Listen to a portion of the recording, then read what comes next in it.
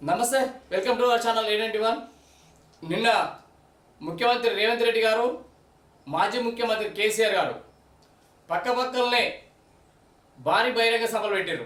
ఎవరి ఉపన్యాసం చూసినా వారి గురించి వారి గొప్పలు చెప్పుకోవడం ఉన్నది తప్ప ప్రజల గురించి, ప్రజలకు ఏం చేసినాము, ప్రజలు ఏ విధంగా ఉన్నారు, ఎంత ఇబ్బందులు పడుతున్నారు, ప్రజలకి ఏం కావాలి అనే విధంగా ఈ ఒక్కరు కూడా ప్రజల గురించి ఆలోచించి మాట్లాడిన సందర్భం లేదు. నేను అధికారంలోకి నేను ఇది చేసిన, నేను పోయినందుకు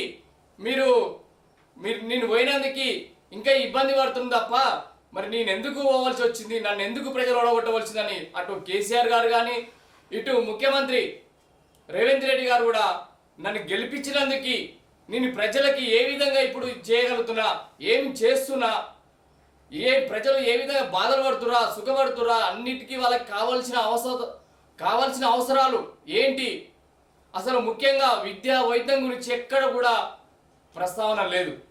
అంటే ఎంత డబ్బ కొట్టుకుంటుర్రు అనేది కూడా ప్రజలు గ్రహిస్తూనే ఉన్నారు. వాళ్ళ గురించి వాళ్ళు డబ్బా కొట్టుకోవడం తప్ప ఇంకొక గత్యంతరం లేదు. ఆయన మంచిగా చేయలేదు కాబట్టినే ప్రజలు మార్చే ప్రయత్నం మార్చిరు.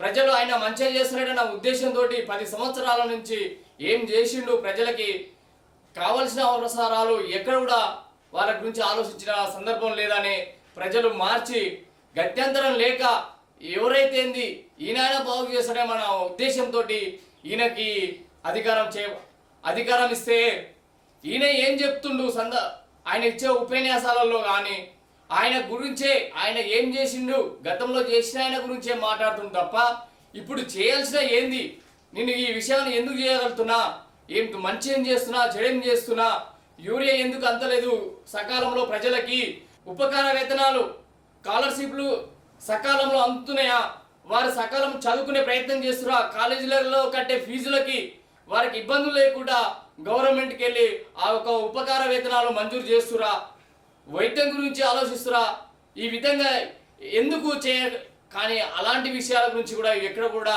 మాట్లాడే ప్రయత్నం లేదు.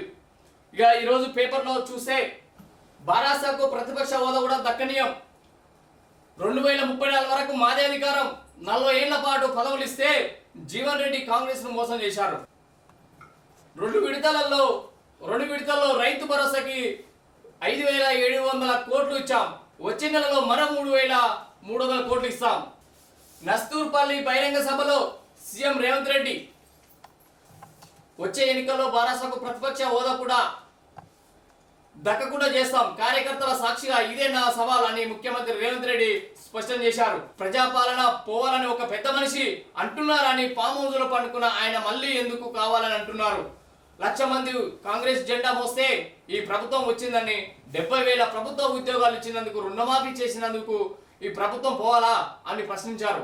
సోమవారం జయశంకర్పల్లి, భూపాలపల్లి జిల్లా కాటారం మండలం నస్తూర్పల్లిలో ఏర్పాటు చేసిన భారీ బహిరంగ సభలో సీఎం 2వ విడత రైతు భరోసా నిధుల విడుదల అనంతరం ప్రసంగించారు.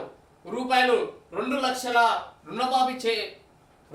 రుణమాఫీ చేస్తామని ప్రకటించి ఏడాదిలో చేసి చూపించాం. 25.35 లక్షల మంది రైతుల ఖాతాలో రూపాయలు 22,000 కోట్ల జమ చేశాం. గత విడతలో రైతు భరోసా కింద రూపాయలు 9,000 కోట్లు 9 రోజుల్లోనే జమ చేశాం. ప్రస్తుతం సీజన్లో ఇప్పటి వరకు 2 విడతల్లో రూపాయలు 5,700 కోట్లు విడుదల చేశాం. మిగిలిన 3,300 కోట్లు వచ్చే నెలలో ఇస్తాం. రైతు భరోసా ఏ టైంలో ఇవ్వాలి, ఏ సీజన్లో ఇవ్వాలి అనేది ఆ విధంగా తెలియక ఈ విధంగా మాట్లాడుతున్నారనేది తెలియదు. భారీ బహిరంగ సభలు పెట్టి రైతు భరోసా నిధులు విడుదల చేస్తుంటారు. ప్రజలకి ఒక స్కీమ్ ఇంప్లిమెంట్ చేసినామంటే అది చేస్తున్నాం అని చెప్పుకోనిక, డబ్బ కొట్టుకోనిక పెద్ద భారీ బహిరంగ సభలు చెప్తున్నారు. కానీ అది ఏ విధంగా ప్రజలకి ఉపయోగపడుతుంది, ఉపయోగపడే సందర్భంలో, ఉపయోగపడే అవసరం ఉన్నప్పుడు ఆ నిధులు వస్తున్నాయా అనే గురించి ఆలోచన లేదు. కానీ ఈ 30 ఏళ్ళు 40 ఏళ్ళు మేమే అధికారంలో ఉంటామని గొప్పలు చెప్పుకుంటూ వస్తున్నాయి. ఏం చూసి నిన్ను 30 ఏళ్ళు 40 ఏళ్ళు అధికారంలో ఉంచాలి, ఏం చేస్తున్నావు అని అధికారం ఉంచాలి, ఒకసారి ఆలోచించాలి. పేద ప్రజల ఇండ్లు కూలగొడుతున్నావు, పేద ప్రజల బుల్డోజర్ పెట్టి వాళ్ళకి ఎలాంటి ఇన్ఫర్మేషన్ లేకుండా చదువుకునే పిల్లలు బీద ప్రజల ఇల్లు కొడుతున్నాం. ఇల్లు కూలటువంటి సందర్భంలో చదువుకున్న పిల్లల పుస్తకాలు కూడా తీసుకునే అవకాశం కల్పేయకుండా ఒక క్రూరంగా మురూరంగా నువ్వు ఇల్లు నాశనం చేస్తున్నావు వాళ్ళకి. అందుకే నీకు 30 ఏళ్ళు 40 ఏళ్ళు అధికారం ఇవ్వాలనా? ఏ విధంగా నీకు 30 ఏళ్ళ అధికారం ఇవ్వాలి ప్రజలు? ఏం చేస్తున్నావు అని నీకు ఇస్తారని ఈ గొప్పలు చెప్పుకుంటే వెళ్ళిపోతారు. ఆయన 10 ఏళ్ళు చేస్తేనే ప్రజలకు అన్యాయం చేస్తున్నారు, ప్రజలు ఇది చేస్తున్నారని వాళ్ళని మార్చే ప్రయత్నం మార్చిరు. ప్రజల కేసీఆర్ని మార్చిరు. కానీ ఇప్పుడు నువ్వు వచ్చిన 2-3 సంవత్సరాలనే అంతకంటే డబుల్ ఇబ్బందులు పెడుతున్నావు తప్ప వాళ్ళకి అందులో కొంతైనా ప్రజలకి కనీసము చాలా విషయాలలో ప్రజలు కాంగ్రెస్ పార్టీ వాళ్ళకి ఇందిరా మిల్లు వస్తున్నాయి, కాంగ్రెస్ పార్టీ వాళ్ళకి పేర్లు చెప్పి వాళ్ళకే ముందు ఇందిరా మిల్లు వస్తున్నాయని కూడా చెప్తున్నారు. దాని గురించి ఆలోచన లేదు. అంటే నీకు పార్టీ ఓట్లు వేసిన వాళ్ళకే ఇందిరా మిల్లు ఇస్తురా అని కూడా ప్రజలు ప్రశ్నించే వాళ్ళని గొంతులోకి జైళ్ల పాలు చేస్తున్నావు తప్ప నువ్వు ప్రజలకి ఏ విధంగా చేస్తున్నావు అని 30-40 ఏళ్ళు వస్తాయని ఎట్లా కలలు కంటున్నావు? రైతు సంక్షేమం కాంగ్రెస్ నినాదం కాదు, విధానం. వైఎస్ చెవేళ్ల నుంచి ఇచ్చాపురం వరకు పాదయాత్ర చేసి దేశంలోనే మొదటిసారి ఉచిత విద్యుత్తును ప్రవేశపెట్టి దేశానికి ఆదర్శంగా నిలిచారు. మన్మోహన్ సింగ్ ఒక కలం పోటుతో ₹72,000 కోట్లు రుణమాఫీ చేశారు. నేను ములుగు నుంచి బట్టి విక్రమార్క ఆదిలాబాద్ నుంచి పాదయాత్ర చేసి రైతులకు రుణమాఫీ హామీ ఇచ్చి నెరవేర్చాం.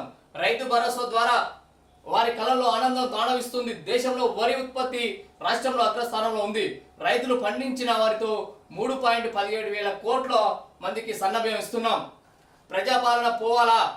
కేసీఆర్కు పదవి దక్కకపోతే ప్రజాపాలన పోవాలా? నేరలలో ఎస్సీలను ఇసుక లారీలతో తొక్కించినందుకు మళ్ళీ వారు రావాలా? నేరాలలో దళితులను అణిచివేసినందుకు ఖమ్మం జిల్లాలో గిరిజన రైతులకు బేడీలు వేసినందుకు రావాలా? ఉద్యోగ పరీక్షల ప్రశ్నపత్రాలను జిరాక్స్ సెంటర్లో అమ్మి 1,00,000 మంది ఉసురు తీసుకున్న వారు అధికారంలోకి రావాలా? కోరుకునేందుకు నోరెలా వచ్చింది. ₹8,000 కోట్లు 2.58 కోట్ల టన్నుల బియ్యం కొంటున్నాం. గత పాలకులు 10 ఏళ్లలో ఒక డబుల్ బెడ్రూమ్ ఇల్లు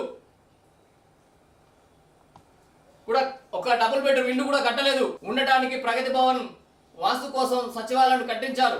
పేదలకు మాత్రం ఇల్లు లేవు. మేము వచ్చాక 4.5 లక్షల మంది పేదలకు ఇందిరమ్మ ఇల్లు కట్టిస్తున్నాం. మహాలక్ష్మి ద్వారా మహిళలకు ఉచిత ప్రయాణం కల్పిస్తున్నాం. 2,000 యూనిట్ల ఉచిత విద్యుత్ ఇస్తున్నాం. 500 సిలిండర్లకు ఇస్తున్నాం. మీ హాయంలో ఏ ఆడబిడ్డ బతుకమ్మ చీర కట్టలేదు. మేము ఇచ్చిన పాలపిట్ట రంగు చీరలను మహిళలు ఎంతో ఇష్టంగా కట్టుకుంటున్నారు. 1 కోటి మంది మహిళలకు కోటీశ్వరం చేస్తున్నాం. ప్రపంచానికి ఆదర్శంగా మేడారంలో సమ్మక్క సారలక ఆలయాన్ని నిర్మించాం. వేములవాడ రాజన్న భద్రాచలం సీతారాముల ఆలయాన్ని కాళేశ్వరాన్ని అభివృద్ధి చేస్తున్నాం. బాసర నుంచి భద్రాచలం వరకు పుష్కరాలను ఘనంగా నిర్వహించే నేరలలో ఎస్సీలని లారీలతో తొక్కించినందుకు పోవాలని ప్రశ్నిస్తున్నావే. మరి చచ్చిపోయిన బాధితులకి ఏనాడనే వాళ్ళ దగ్గరికి వెళ్ళి ఏ విధంగా వాళ్ళని ఆదుకునే ప్రయత్నం చేసినా ఒకసారి మీరు ఆలోచించిరా?